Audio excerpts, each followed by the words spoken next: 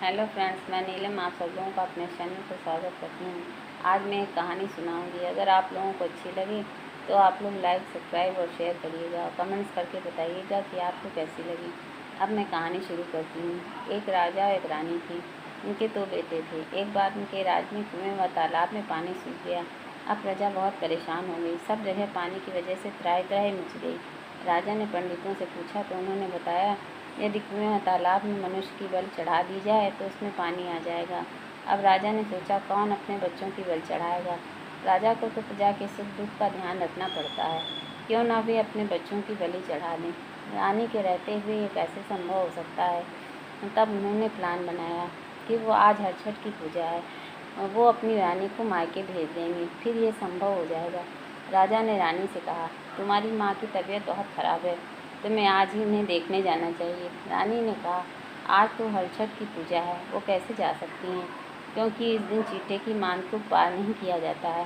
राजा ने कहा, तुम पालकी में बैठ जाना और कहा तुमको मेड़ ले जाएंगे, तुम माँ को देखकर तुरंत वापस आ जाना। रानी ने कहा, ठीक है। अब वे पालकी में बैठकर अपने पीहर जब पहुंची तो क्या देखती हैं, उनकी माँ दरवाजे पर खड़ी हैं और बिल्कुल ठीक हैं। अब उनके मन में राजा के प्रति शंका उत्पन्न हुई। लगता है राजा ने मेरे साथ कुछ विश्वासघात किया है। रानी ने कहारों से तुरंत घर लौटने के लिए कहा।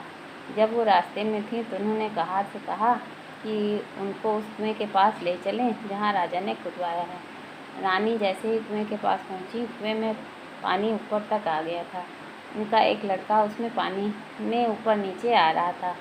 उन्होंने उस लड़के को कुएं से बाहर निकाल लिया। कुछ समय के बाद वो लड़का ठीक हो गया।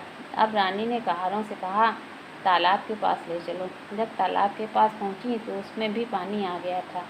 दूसरा लड़का पानी के ऊपर नीचे आ जा रहा था। दूसरे लड़के को भी निकाल लिया गया। कुछ समय पश्चात वो भी ठीक हो गया। अब रानी जब घर पहुंची तो क्या देखती हैं, राजा चादर ओढ़कर लेटे हुए हैं। रानी ने राजा से कहा, आपने मेरे साथ बड़ा विश्वासघात किया था, लेकिन हरछठ माता ने हमको हमारे दोनों बच्चे वापस कर दिए हैं। अब राजा बहुत शर्मिंदा हुए और उन्होंने रानी से माफ़ी मांगी और बताया कि ये सब उन्होंने प्रजा की परेशानी दूर करने के लिए किया था, और उठकर अपने दोनों बच्चों को गले से लगा लिया। इस प्रकार हरछठ माता की कृपा से दोनों बच्चों को लंबी उम्र मिली। Thank you.